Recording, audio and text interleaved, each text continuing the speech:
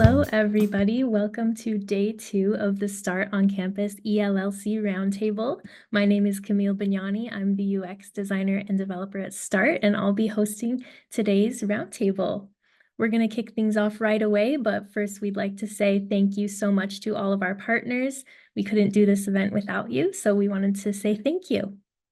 And we have a really great lineup today. And first off is this session, Creating Creative Communities. And I will now introduce our speakers as they come into the panel from backstage. I'm going to introduce you all now. So starting off, Victor Gill is the founder and CEO of START. He is a serial entrepreneur and educator dedicated to empowering startups with resources to succeed. He has worked on innovative products like autonomous vehicle technology and computer vision for interior design and has held executive roles and board positions at companies such as Blinksy, Stylize, and Arena Solutions. He is also a professor at the University of Utah and was the director of the Foundry. Tim Cooley is the Director of Entrepreneurship for the Governor's Office of Economic Opportunity and Startup State Initiative. He is also the author of the #1 best-selling book on raising capital, the Pitch Deck book, How to Present Your Business and Secure Investors. He is the former executive director of Park City Angels and consulted for Fortune 5 companies, as well as hundreds of early-stage companies in marketing, sales, product development, fundraising, and operations. Dominic Endicott is a dual UK-US citizen and graduate of the London School of Economics and MIT.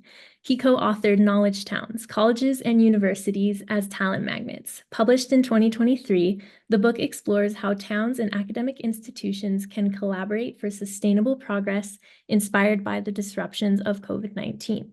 Endicott's career includes over 18 years of consulting experience, including roles at Boston Consulting Group, Monitor Company, and more, highlighting his expertise in driving growth and investment. I'll now turn the time over to our panel. We're so excited to hear. Thank you, Camille. Tim, Dominic, thank you so much for joining us, and thank you for everyone that's attending. We've got a pretty nice sized group attending, and that's very exciting. So I think to get the session going today, I wanted to jump into this idea of when we bring community and we bring folks together, I think in all of our personal experiences, anecdotally, we can see how that really changes and influences productive output. In terms of people being creative, in terms of people being motivated and successful. And that one component, that last component, the component of motivation, is something that I really deeply care about. You know, when I talk to my students and I say, you know, what kills a startup? What's the last thing that goes? And you usually get the typical answers of, well, you know, you run out of money, you don't have product market fit, maybe you have a bad partner. And what I really believe is that it's motivation that goes away, and because any of those other problems can potentially be solved. We all know great companies that have gone through tough times and resolved those issues, but really understanding what motivates and enables early stage entrepreneurs is something that I think is important. And really for this discussion, I wanted to talk about how community can be one of those motivating factors. So I want to start this off with kicking the question to Dominic. Dominic, you recently wrote this book, Knowledge Towns. It's about communities and how they can influence economic impact and output. So can you tell us a little bit about the book, a little bit about your background, and what exactly is a knowledge town? Sure, thank you. We wrote the book during COVID, myself and my co-author, David Staley, because we saw the acceleration of effectively the sort of cloud AI knowledge economy. And our kind of key insight or belief was that this would enable lots and lots of places to sort of develop the critical mass and community that you can see in a place like Silicon Valley or Boston or other areas. but it felt like it wasn't going to happen naturally. And I think really sort of 5 years on from COVID, we're sort of seeing that, right? You're seeing that still the action is very focused on a small number of places. And yet there's maybe 50 to 100 locations. And I think Utah is a place where I'm really excited about what's going on. There's a few locations that are really figuring it out. And part of the challenge is really sort of what I'd call the cold start problem, is that you need a precise set of conditions to sort of enable the community and the sort of startup flywheel to get going. So you need a certain level of talent. You need a certain amount of venture capital, because if you don't have enough venture capital and enough money flowing in, even if there are some startups, they're not going to stick. They're going to move somewhere else. So you need enough money to sort of take that talent and sort of apply it into solving problems and helping it scale. You also see that many of these communities, housing is a real problem. And so you need to really tackle housing abundance, because otherwise people won't move there or they'll move away. But once you've done that and the system gets going, it tends to feed on itself. And to your point, right, a startup is a very hard thing to do. And so having other people that are trying to do the same thing and helping you in the ups and downs is critical, right? So density, I really think a lot about density of talent, density of housing, density of experiences, patents, all of them kind of as close together as possible. That's kind of the thing to try and achieve. And historically, that's tended to happen in big cities. But I believe this can now happen in a much more distributed model. Yeah, I'll share a little personal anecdote. So I grew up here in Utah, in Salt Lake City, on the west side of the valley. And through my undergrad, grad school, at the end of it, I felt like I needed to move somewhere to be somebody. So I ended up moving to the Bay Area. Kind of my adult professional background has been around technology for the most part. And at the time, Silicon Valley, being in San Francisco was really at the heart of, innovation, creativity, startups. I think with COVID, we've seen some things change. There's been great data around how towns not on the coast can really make a big impact in terms of their productive, creative ecosystem. And one of the things that when we were looking at what we wanted our business to be with START, we really, really cared about that idea of, can you put these kinds of magical places, can you put the interesting thing that the Bay Area was able to create into a package and then put that between the coast? And then we looked back in history and we said, all right, well, Florence was kind of the center. Many of the most brilliant folks came through there during the Renaissance. Vienna was the center when you had all of these brilliant composers. We've seen New York, we've seen Boston, LA for the entertainment industry, and now Silicon Valley for the technology industry, be these centers. And I think that's such an interesting idea and such a important insight of how do you take that kind of magical energy and then put it somewhere where it wouldn't have otherwise been. And Tim, I want to direct the question over to you, because I think the state of Utah has done just an absolutely brilliant job of this. I think the Silicon Slopes ecosystem, all the way from BYU, UVU, the University of Utah, Utah State, they've been aggressive about supporting early stage entrepreneurs, but the state has done a fantastic job. So here's my question to you. What exactly is Startup State, which is the initiative that Tim runs? And then what has made Utah special historically and maybe currently and moving forward? So great question. So What we are, so the Startup State Initiative is a program that I run through the Governor's Office of Economic Opportunity. And basically what that is to one, brand the state, right? We've got a lot of cool things like you mentioned going on. So we're trying to brand the state high level as this place to come to start your business. The second thing that we've done is we've built a website, which is startup.utah.gov. If you think about it like in marketing terms, it's the top of the funnel of all resources. So if you get stuck, you don't know where to go, and you're an entrepreneur, want to be an entrepreneur, and you're like, I don't even know who to talk to, or I don't even know what events exist. That's what we're trying to build. We're trying to build this one place that everybody can go to get you to the person you're supposed to talk to right now. And we've had conversations about this. There's different stages of business, there's different industries of business. And so it's like all those may or may not be the same people. So we're trying to make sure that we can aggregate all those resources and then distribute. The third thing we're trying to do is remove any government barriers, right? So if there's something that's preventing a company from starting, we want to make sure that we're tackling that legislative if we need to, or we're putting the resources in the right location.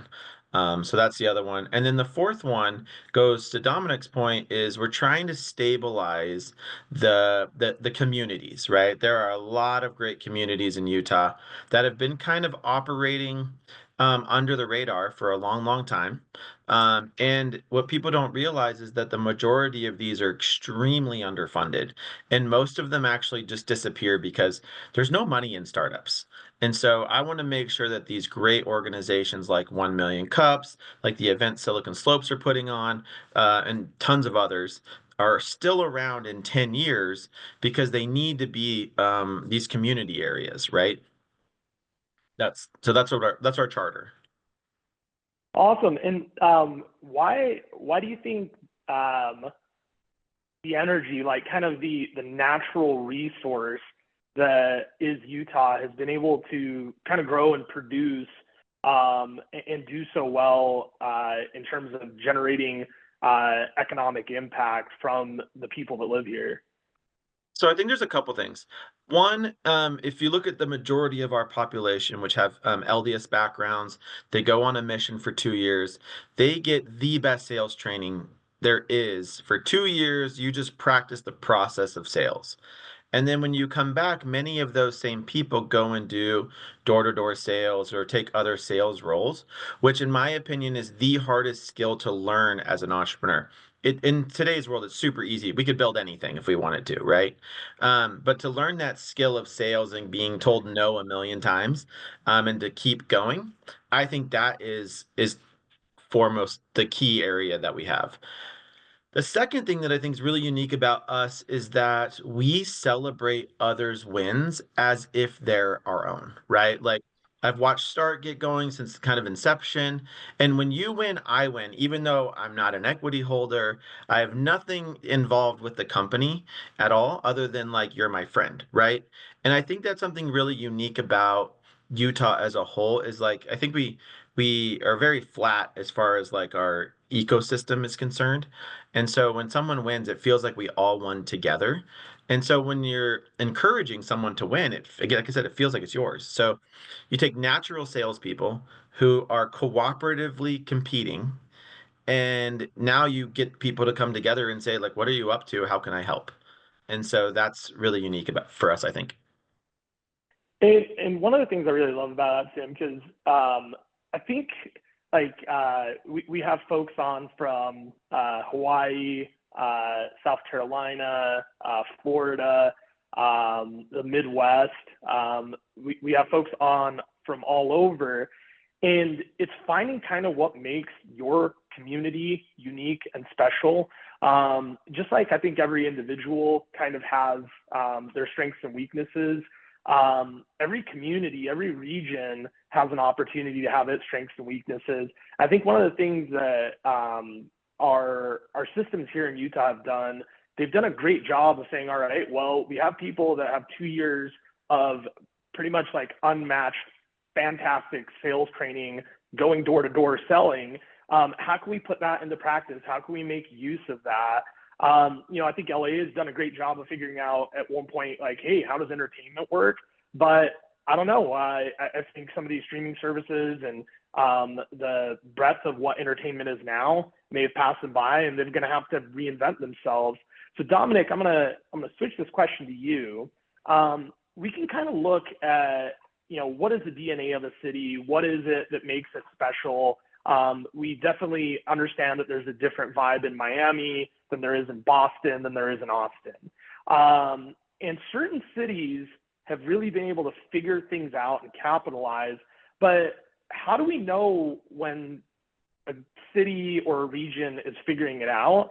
So what are the measures that you look at? How do you actually approach this empirically, and say, how do we know that things are driving economic productivity and success? So one of the things I often do is I do a wealth analysis, which is very simple in the sense of just looking at GDP per capita growth in real terms, so adjusted for inflation, and population growth, right?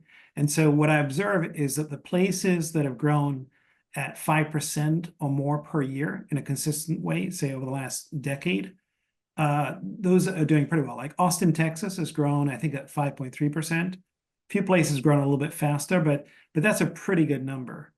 Boston's more like 2%. And so the wealth growth, right, which is basically GDP per capita times population times a kind of a wealth multiple to GDP, which is roughly 5.5x, gives you a sense.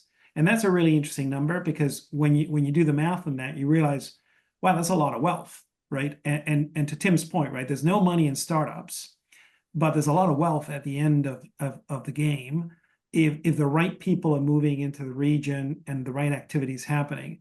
And part of the way to then think about it is, let's kind of reverse out that wealth equation and say, okay, well, if we could grow wealth by 5% a year for the next decade, and that would add, I don't know, $300-400 billion of wealth, what's the investment that might get us there? So I did some quick math. Just while Tim was talking, I went on to ChatGPT, and it told me that in the last decade, you've taken about 20 billion in venture capital, peaking, I think, around about 5.5 billion in 2021, which is typical. That venture amount, 20 billion, is probably generated in the region of about 100 billion of tech wealth. So that's a nice and interesting number. But if you look forward, you say, well, what if we double that to 40 billion in the next decade? And maybe that's going to generate 200 billion of tech wealth. I mean, now you're really cooking with gas, right? And so if you sort of look at it from that perspective, you realize, well, we need to sort of create an economic model and system to kind of encourage that next wave of investment. The other one I'd be looking at is housing. So if you say, well, let's say we built 300,000 homes, at 300 grand per home, that's 90 billion of investment. And so now if we could create a model that attracts the capital, because we're saying we're going to make it easy for capital to come in to Utah and be deployed in large amounts, right? Because the problem for capital is that it's sitting in like New York and other places, and it doesn't know where to go. And if you say, hey, please give me a little bit of money for my little tech incubator thing, it's too small an amount of money. Whereas if you actually say, we've organized it in such a way that you could deploy $1 billion, $2 billion, $5 billion, $10 billion, a lot of it in bricks and mortar housing, which everybody needs housing. We all know that. So that's kind of a fairly safe investment. And then you can say, while you're doing it, throw a little bit more into venture, because it will pay off, because that venture will help drive the value of the bricks and mortar. Now you've got an interesting equation where large investors can say, I'm going to go and deploy money over the next decade in this part of the world, because I see that, I make a commitment to it. I'll have more money I can deploy. I'll have a good rate of return. Now you're having, I'd say, a grown-up conversation. And really, it can happen almost anywhere. Certainly it can happen in Utah, right? I think you guys have all the signs of a place that can have that grown-up conversation. To be honest, I don't see enough places kind of thinking that way, and therefore it all sort of ends up being too small. But we have seen these markets emerge, right? So Seattle, where it is now, Washington State, where it is now, they weren't there some decades ago. Austin and what they've been able to do and the activity that they've been able to generate is now something very different than what it was decades ago. And Dominic, you mentioned something, I want to tie it to this idea of creative density. So here's kind of the way that I think about it is from a physics perspective, when you have mass, mass has gravity, gravity attracts other mass, right? And to the extent that you can have a large mass and to the extent that you can have it be bent so it doesn't take up a ton of space, that mass can attract other things like investors, like talent, like corporations, like support from local and federal government. So can you talk, Dominic, a little bit about how you've seen housing used to create that type of creative density? Because I don't think that's actually a very common conversation in how do we build startup or economically growing systems. We don't really talk about housing as being a key component of it. We usually talk about venture. We usually talk about human capital and a highly trained workforce. But can you tell me a little bit about how housing plays a role here and why it's important? Yeah, I'll give you two good examples and then one sort of counter example of it being done the wrong way. And there's probably more of the wrong way, but I'll give you. So I think two very good examples. One is West Philadelphia, where UPenn and Drexel have basically the last 20 years reinvented that area around the university city district. I was just looking at this for a project over the weekend. They have taken about 30, close to 30 billion of investment over 20 years. Of that, I'd say 40 to 50% has been in housing. So even though there's been a lot of, say, offices and research and university, there's been a significant amount of housing. And that's allowed that talent to not just come and work there. So historically, that was a bit of a commuter area. And so you had a lot of the talent flowing into the university and leaving. And frankly, a very sort of poor and deprived area that the university hadn't really managed to sort of then transform into a much more of a live, work, play area. And so that means that people are meeting for bars, coffee. You're seeing that kind of critical mass, Menlo Park type thing going on. One interesting metric is the number of patents in that area more than doubled over that period. So that's kind of an interesting sign. The value of the real estate, the value of a rental is doubled. So you're seeing lots of very positive metrics, and the housing was definitely central to that. I think the other example is Austin, Texas, where because of its success, it was starting to feel pricing get so high that it was really inhibiting a lot of people from moving to Austin. So it's sort of gone from a cheap and cheerful place to suddenly a very expensive place. And Austin, the last 3 or 4 years has added a ton of housing to such a point where actually rents have gone down and prices have gone down. And so people that bought at the peak are probably unhappy. And so it's bad if you invested right at the peak, possibly. Although you're probably going to pick it up again in a couple of years. But from a systems perspective, that means that the price of housing has gone down, and that's attracting a new wave of people. The counter example is Boston, where I live, where we've not been able to add the housing. So the growth of housing has been about 0.4% a year for the last decade or two, versus, say, Austin's been 2% a year. And guess what? We're losing people. Massachusetts in 2022 lost something like 70,000 people. I think 40,000. It's projected that we'll lose 30 to 40,000 people. These are prime age people. And so we're just sort of watching our talent drain out, which is something that people are aware of, but I don't think they've really understood how to solve, right? So to me, the housing is really at the center of this discussion. And ideally, it's tied to tech. So it's really sort of thinking, one of the problems is that tech investors and housing investors are completely different animals. It's like sort of a zebra, and a lion kind of working together, right? And so they're not accustomed, they look at the world in different ways, but part of the challenge is actually bringing them together and understanding the synergies between those two categories. That's great. Yeah, I think that's a fantastic insight into how those different regions have reacted. So we got a question from the audience, and I'd encourage everybody, if you want to use the chat or the Q&A feature within Zoom, please feel free to send us questions as we're speaking. The question's around, well, we're talking a lot about physical proximity, but the internet gives us digital proximity to each other. We can connect and we can get together online. That's what we're doing here now. And I'll share like a personal anecdote. When in 2019, when we started this company, START, one of the parts of my pitch and what I would talk about was, you've seen lots of interesting and wonderful businesses be created because of productive collisions where two people met each other.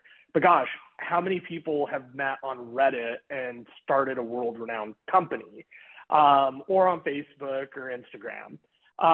And for a while, that was very true. And then there was this little thing called Wall Street Bets. And it was a Reddit group that literally changed our economic dialogue in terms of how we invest because of their investment in GameStop. And this was a community formed basically online.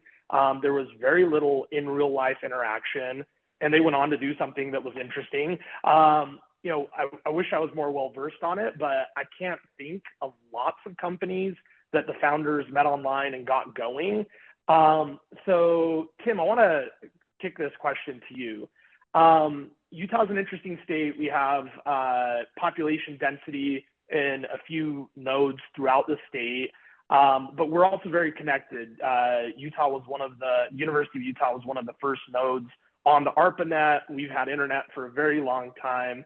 Can you talk me through a little bit about how does the governor's office and startup state see getting people together in person? And then how do you guys see getting people together online? Are those two separate initiatives? Are they kind of tied at the hip? How does the physical and the digital intersect when you're trying to build a startup state? Yeah, so that's a good question. So I think there's a couple things to keep in mind. When we're talking about startups, there's different types of founders, right? So we're talking students, right? Very well resourced, right? Especially here in Utah. I don't know what it looks like other places, but I think they've got such access to mentors, other people. So I would say the student population is very well taken care of in Utah, regardless of if you're at Snow College or you're at one of the big universities, right? Snow College is a very small population, but they still have great resources. The next entrepreneur type I would say is like kind of, and we're going to go on the side hustler. This is where most people start to learn about entrepreneurship, and that's people who are like, oh, I can make, t-shirts, or I can do lemonade, or whatever it is. And these are the YouTube entrepreneurs, right? They're learning through education. They've got a full-time job, or right, they don't need a ton of resources to get going. The fourth type, and we'll come back to the third, but the fourth is this executive person who's made their money, they're longer in their career, they're usually the most successful. So those people typically have the network that they need. They might be missing, either a sales skill or maybe even the product development skill, but like they're missing like maybe one thing.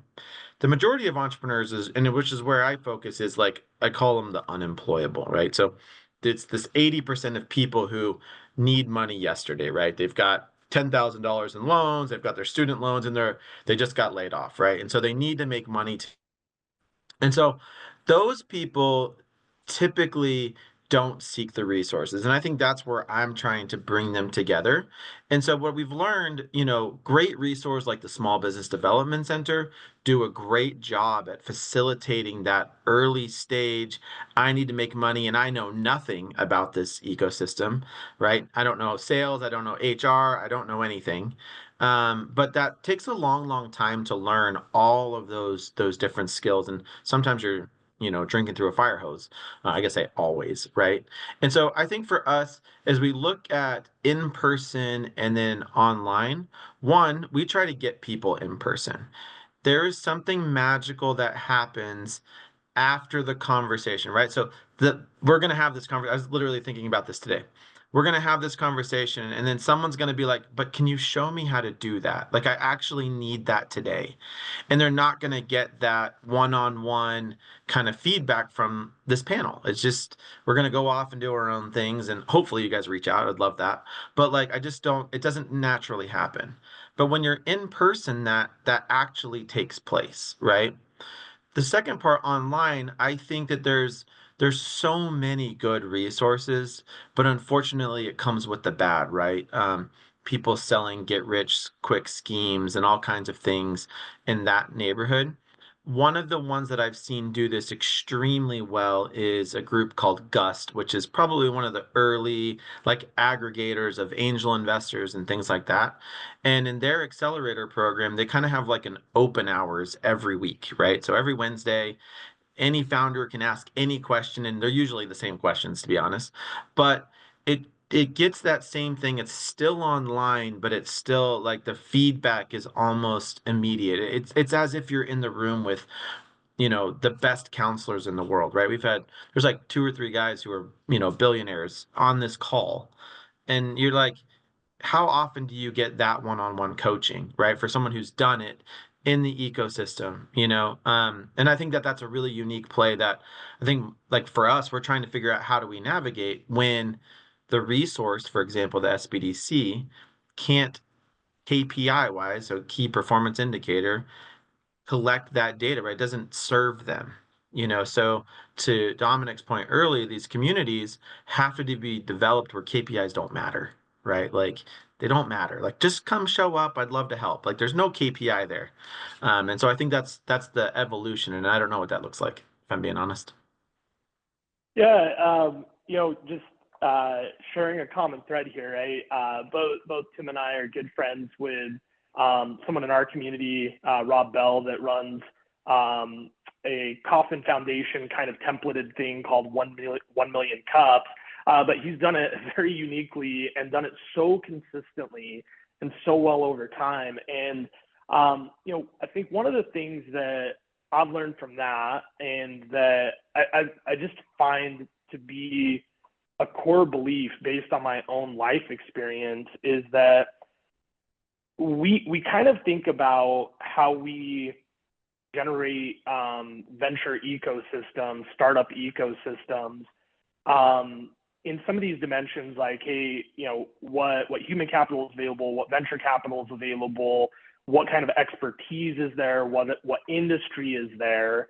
And going back to a point that I had made earlier, I think one of the things that we don't talk about enough that really ends up being something that might be more important than all of the above is what kind of motivation is in this group, what kind of like energy, enthusiasm, and again, not empirical, more anecdotal, but I can't tell you how many times I've had a student, an early stage founder, come up to me with just this explosion of excitement and say like, I got this idea, I'm working on this thing, and they want to talk about it. And then as they're talking, I pull up my phone and I find 10 competitors that they've never heard of while they're speaking. I'm like, hey, have you heard of this company, this company, and this company? Not so much to off-put them, but to let them know that like, hey, a lot of this is about execution. A lot of this is about going forward faster and moving through the process. As we have a lot of university folks on this group attending this conference, I think where universities have gotten it very right is there is an absolute abundance of knowledge, and there's an absolute abundance of how to. That's all the way from strategy to best practices to, the very, very fine details of, if I wanted to go out this week and figure out how to build something on top of ChatGPT, I am certain I could figure out how to do it. But the key is, what will motivate me to do that? What will actually get me up off my seat or into my seat and working my butt off to figure those things out? And it goes back to that idea of motivation. So Dominic, I want to kick this question back to you around motivation. Why do you think community ends up being one of those things that is just, it creates kind of this virtuous cycle of motivation. I think you kind of mentioned this before, Tim did, of when we kind of share in each other's success, everybody's a little bit elevated. If we were to take for granted that there's just this abundance of knowledge and know-how and, resource of doing something when you're sufficiently motivated to do it. Dominic, can you tell us about what you've seen in your research around why does community impact motivation? One way I'll answer that is through an example. Over the course of the summer, a virtual conference was set up called Reindustrialize in Detroit, which really sort of came out of nowhere, but was really part of this pivot that's happening in technology, a hard pivot towards deep tech, building real things, new industrial, advanced manufacturing, space technology. I think, a lot of people watched the recent landing of the space thing that was caught by the arms. Can't remember what it's called. That kind of thing gets people really excited. And so I think there's a moment right now. So I'd sort of answer it less sort of theoretical and more in practice. It's trying to sort of figure out what are, on the one hand, what are the kind of things that people are like, I want to go do that, right? And what are the knock-on effects, right? So one of the things that's going on is in the sort of crazy pursuit of going to Mars, the cost of getting stuff into space is going down by orders of magnitude every year. That's going to open up vast new markets that didn't really exist. And so what are all the other businesses that can be built on top of that?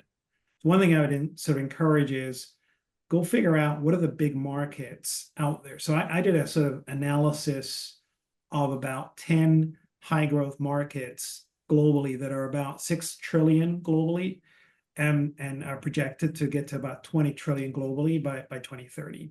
About 20% annual growth for those high growth markets, right? So I'd encourage people to go figure out what those are, where, Utah in particular is well suited, and sort of, in a sense, create community around those. So a community, to sort of do the counterfactual, right? If there's a community and nobody's making any money, it won't last very long, right? It has to be sort of a community where we can start to see, wow, these guys are doing this, this is leading to that. And a really interesting example is El Segundo, which has now become sort of this new space industrial community in a specific part of LA and is aggregating a lot of interest. You're seeing some of that in Texas. And so it's really figuring out where is this intersect of, a super high growth market that people are really jazzed about in your community and where you're sort of well positioned to go after and find that spark. And in a sense, the community will just kind of naturally evolve around that. Yeah, I love that. And Tim, go ahead, please. Yeah, so I think there's another element, and that's all awesome. But I remember when I was 9 years old, right? I snowblowed, right? I made so much money cleaning driveways, right? That I bought a Nintendo myself, right? It just came out. I paid for it myself. And I think that when you're young and you're exposed to this, like, if I do this thing, I can buy this thing, right? And the majority of us eventually trade time for money, right? We typically do that. But at some point you're like, if I put this much more effort, right? The risk reward, right? Which is why starting a business as a student, there's only reward because there's no risk. You're taking basically zero risk as a student into some random idea, and the reward is potentially great. And so I think that there's an element of that, right? As you learn more and more of the skills of entrepreneurship and you learn and more about what business fits you, the risk starts to lower, right? If I were to start like a doll making company, right? The risk for that for me is massive. I know nothing about manufacturing. I know nothing about the doll industry. Like I know nothing. But if I were to start a software company, I've built software, like I know a lot about it. I know about a certain industry that I could build into. The risks start to go a lot smaller, and therefore the reward becomes a lot bigger. And I think that's where that motivation, where you're like, and this is where people get into trouble, I'll just be honest, right? Like, oh, $1,000 more, right? It's kind of like gambling. But then you get that first sale and you're like, oh my, we might be onto something, right? Like we're making $100 a month or whatever the story is going to be. And then you go get the second one. And like in say in Utah, a lot of people are good salespeople. So that $100 that they finally can sell, they just made 1,000 and then 2,000. And then all of a sudden they're like, I need another human like this, you know what I mean? Like, so that risk reward, and then all of a sudden you used to get that payout that starts to come back to you, proving the market likes you, your idea, all those things. Um, Man, that's addicting, right? And if you've had some success in the past, like, the majority of us have, then all of a sudden you're like, I know what to do now that I wouldn't have done on my last. This is why I always like to encourage people to start a throwaway business. Start a t-shirt company, drop ship, do something that you do not care about. Like if you care about this idea, don't let it be your first one. Like go learn the skills first, and that motivation naturally just keeps going. At least that's what we've seen in the community. Yeah, and I think as I look at folks that I've interacted with, areas from the Bay Area to here in the Silicon Slopes, being motivated, Dominic, I think when they landed that Falcon Heavy rocket on that landing tower, there kind of is this release of optimism or dopamine. I'm not a neurochemist, but there is kind of this like release of optimism, this release of motivation. And I think to the extent that communities do a good job of shortening the cycles, and I think, Tim, you were talking to this a little bit of like with this throwaway company, can you do something that like today that will be productive? Instead of having very long cycles, very long timelines, like, well, by the end of the month, I hope to get this done. Do you do something literally today? And I think one of the magical things that happens is when you have a highly motivated community. I've seen this at Lasan Studios at the University of Utah. I understand that this happens at Synapse Summit at USF. When you get the community together, it changes into culture. And culture is a lot stickier, right? Community is something that I think can be kind of mechanically organized and you can put the right resources in, but getting this output of creative culture is something that's a little bit more magical. And maybe that's a topic for the next time that we get together. I really want to take a moment to thank both Tim and Dominic. If you guys look in the chat, there's their email addresses as well as LinkedIn URLs. Please feel free to connect with them, reach out. I can't thank both of you guys enough for taking the time to be with us. If you guys have any questions as the audience, feel free to connect directly with the speakers. And then Camille, I'm going to hand it off to you to get going for our next section. And I will give a small round of applause as I'm sure everybody else is doing online. Thank you, Tim. Thank you, Dominic.